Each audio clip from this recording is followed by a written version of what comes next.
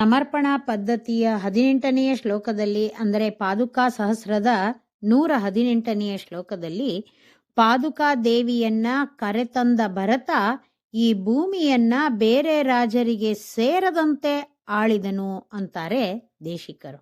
ಶ್ಲೋಕ ನೋಡೋಣ. ಅನನ್ಯ ರಾಜನ್ಯ ನಿಧೇಶ ನಿಷ್ಠಾಂ ಚಕಾರ ಪೃಥ್ವೀಂ ಚತುರರ್ಣವಾಂತಾಂ ಭ್ರಾತುರ್ಇಯಾಸೋರ್ಭರತಸ್ತದಾ ತ್ವಾಂ ಮೂರ್ಧ್ನಾ ವಹನ್ ಮೂರ್ತಿಮತಿಮಿವಾಗ್ನಾಂ.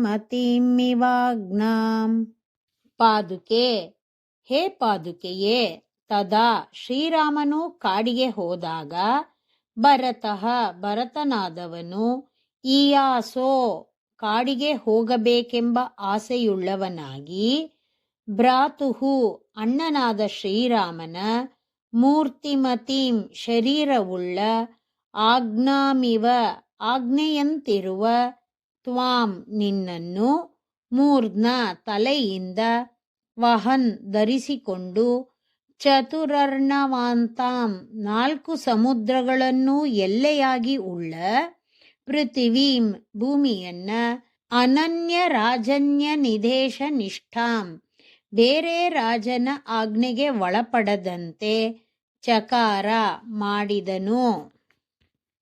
ಶ್ರೀರಾಮನಿಗೆ ಬಹಳ ಸಾಮಾನ್ಯವಾದ ಹೆಸರು ಅಂದರೆ ಸಂಸ್ಕೃತದಲ್ಲಿ ಚಕ್ರವರ್ತಿ ತನುಜಾಯ ಅಂತಾನು, ತಮಿಳಿನಲ್ಲಿ ಚಕ್ರವರ್ತಿ ತಿರುಮಗನ್ ಅಂತಾನು ಕರೀತಾರೆ. ಸ್ವತಃ ಶ್ರೀರಾಮನೇ ಚಕ್ರವರ್ತಿಯಾದರೂ ಚಕ್ರವರ್ತಿಯ ಮಗ ಎಂದೇ ಅವನು ಪ್ರಸಿದ್ಧ. ದಶರಥನ ಮರಣಾನಂತರ ಶ್ರೀರಾಮ ಕಾಡಿಗೆ ಹೋದಾಗ ಅಯೋಧ್ಯ ಸಿಂಹಾಸನ ಖಾಲಿಯಾಗಿತ್ತು. ಶ್ರೀರಾಮನ ಆಜ್ಞೆಯೇ ಮೂರ್ತಿವೆತ್ತಂತಿರುವ ಪಾದುಕೆಗಳನ್ನ ತನ್ನ ತಲೆಯಲ್ಲಿ ಹೊತ್ತ ಭರತ 4 ದಿಕ್ಕುಗಳಲ್ಲೂ ಸಮುದ್ರವನ್ನ ಒಳಗೊಂಡ ಈ ಭೂಪ್ರದೇಶವನ್ನ ಬೇರೊಬ್ಬ ರಾಜನ ಆಳ್ವಿಕೆಗೆ ಒಳಪಡದಂತೆ ನೋಡಿಕೊಂಡು ಆಳಿದ. ಅಂದ್ರೆ ಚಕ್ರವರ್ತಿ ಎಂಬ ಹೆಸರು ಉಳಿಯುವಂತೆ ಆಳಿದ ಅಂತಾರೆ ದೇಶಿಕರು. ಒಳ್ಳೆಯ ಆಚಾರ್ಯರಲ್ಲಿ ಭಕ್ತಿಯಿಂದ ಕೈಂಕರ್ಯ ಮಾಡುವವರಿಗೆ ಸಮಸ್ತ ಲೋಕವೂ ಸ್ವಾಧೀನವಾಗುತ್ತದೆ ಅನ್ನೋದು ಈ ಶ್ಲೋಕದ ಗೂಢಾರ್ಥ.